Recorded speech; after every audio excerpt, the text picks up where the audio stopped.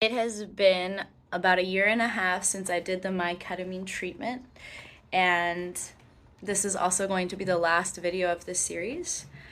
And I do have to say that it was one of the most intense experiences I've ever experienced in my life, those sessions.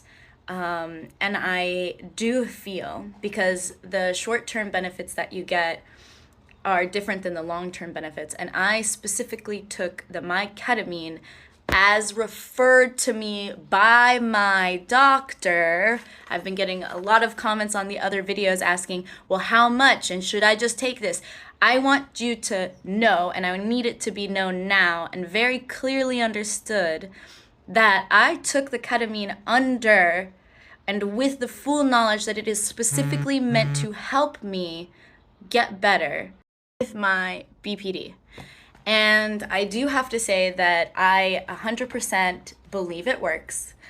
I do think that my mind has improved a great deal. And I think today is the perfect day to go over this, my ketamine and also this integration workbook, which I only did for the very last. I only realized that there was a notebook that they offered until the last session.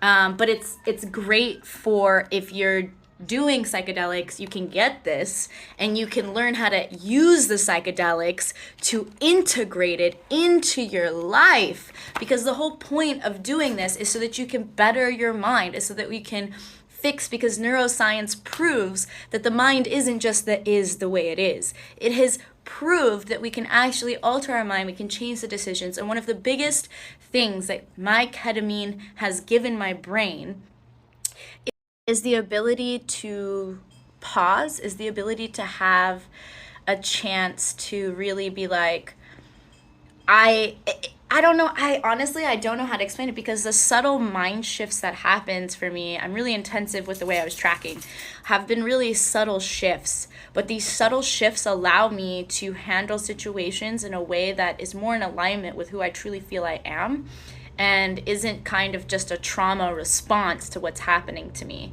One of the things that I feel ketamine has done the most for me out of everything is to really allow me to really fight the negative talker in my head.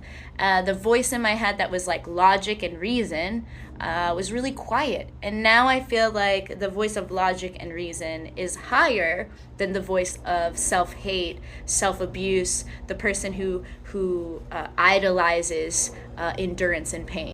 Whenever I had that pause, whenever I had that shift, and by the ketamine allowing me to create new neural pathways, I'm able to actually allow my actions to be in more alignment with who I am and what I want and how I want to perceive others and how I want others to perceive me, and really how I'm showing up for myself in my life. And so would I do ketamine again? Only if my therapist recommended it. That trip was insane, and I don't necessarily know if I have the emotional capacity to have my mind and my body feel so separated like that again. I really don't.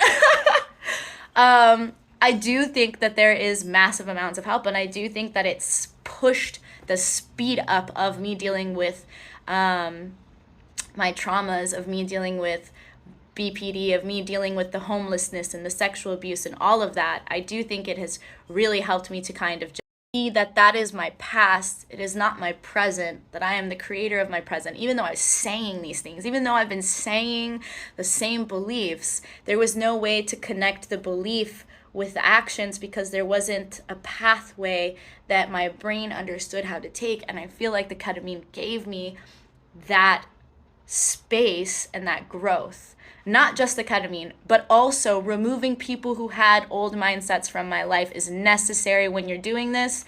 I truly believe that the people you surround yourself will have a huge impact on your healing. And if you're not surrounded by a good community of people who understand your intentions behind doing this, you're going to meet a lot of people who are just going to write it off as you being some crazy person who's just taking psychedelics, or you're going to be written off as, that it's not a thing. But I'm here to tell you that it is very much amazing. It is very much really a good thing to try and do. I personally won't be be doing that again, just because of how intense it was.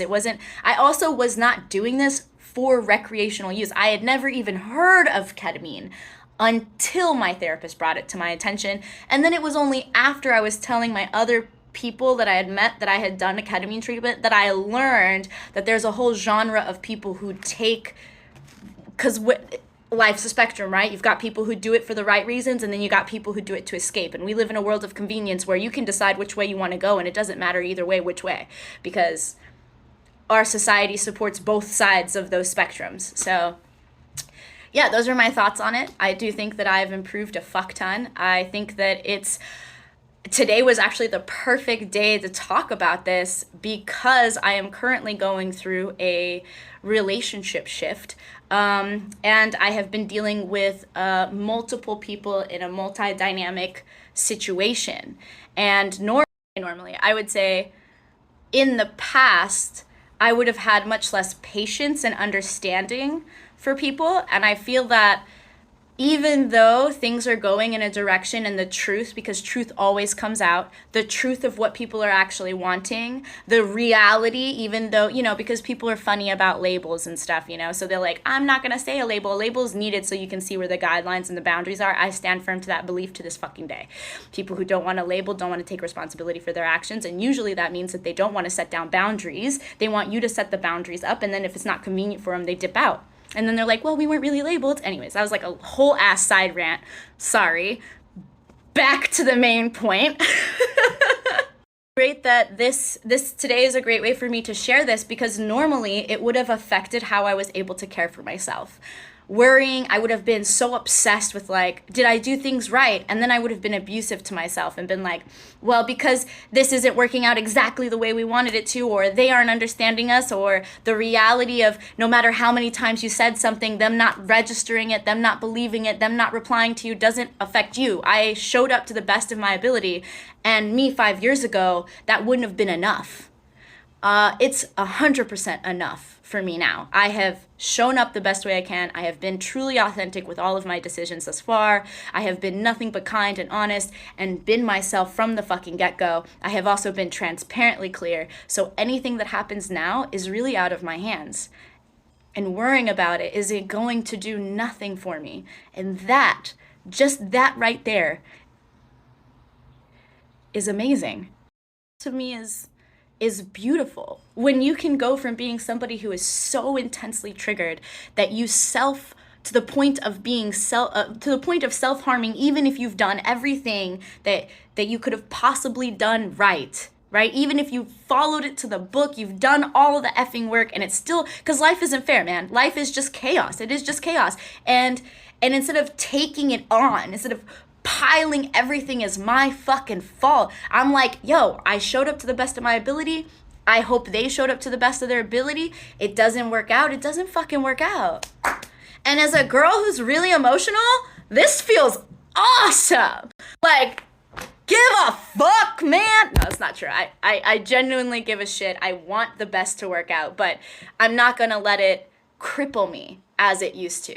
And I don't think I would have had that if I didn't have the help and the investment that I put into my mental health.